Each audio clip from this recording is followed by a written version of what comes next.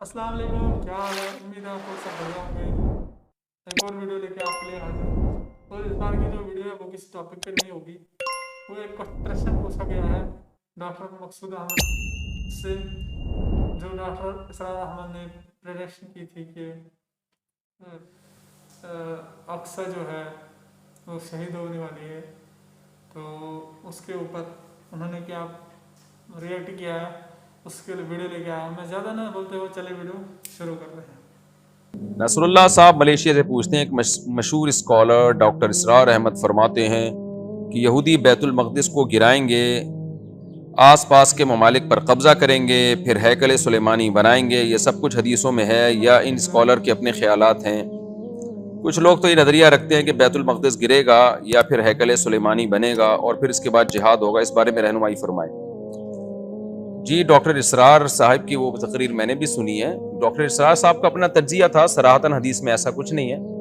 हदीस में ये ज़रूर है कि तुम्हारी बहुत बड़ी लड़ाई होगी यहूदियों से, तो फिर दज्जाल और इमाम मेहदी आएंगे।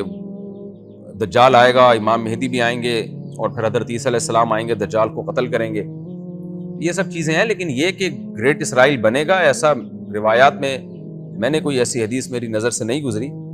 तो मैं समझता हूँ डॉक्टर इसरार से वो एक इज्तिहादी गलती हुई है तज्जिया करने में, और उसमें नुकसान भी है ना। वो क्लिप लोग चला रहे हैं, तो हमें अल्लाह ताला से पूरी उम्मीद है इंशाअल्लाह ग्रेट इसराइल नहीं बनेगा, और गज़ा पे भी इसराइल का इंशाअल्लाह कब्जा नहीं होगा। सिर्फ ग्रेट इसराइल तो दूर की बात है, क्योंकि बहुत टफ टाइम दिया है वहाँ की आवाम ने इसराइल को।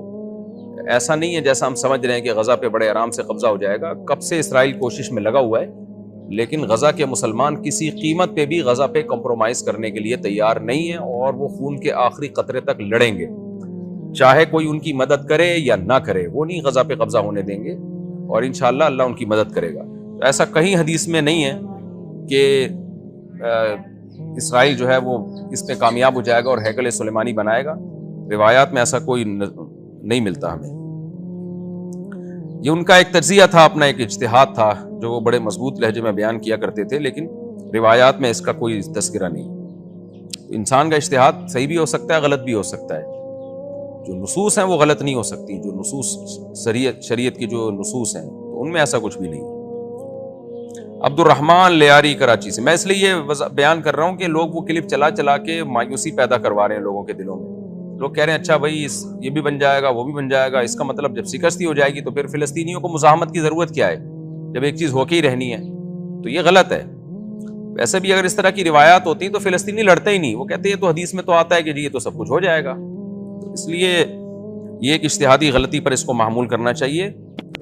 जो ग्राउंड रियलिटी है, जो हकीकत है, वो यही कह रही है कि गजा पे भी इंशाल्लाह कंट्रोल नहीं होगा, और अगर हो भी गया तो वो दोबारा कंट्रोल खत्म हो जाएगा, जैसे कि पहले भी ऐसा हो चुका है। गजा पे इसराइल कंट्रोल कर चुका है, लेकिन फिर गजा दोबारा छोड़ चुका है, वो कंट्रोल बरकरार नहीं रख सका वहां पे। उम्मीद है आप लोगों को वीडियो पसंद आई होगी।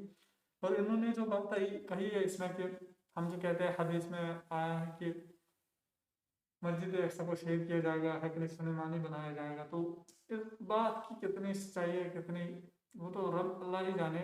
लेकिन इंशाल्लाह गजा पे हमेशा मुसलमानों का ही कब्जा रहेगा और इसराइल वहाँ से शिकस्त खा के जाएगा।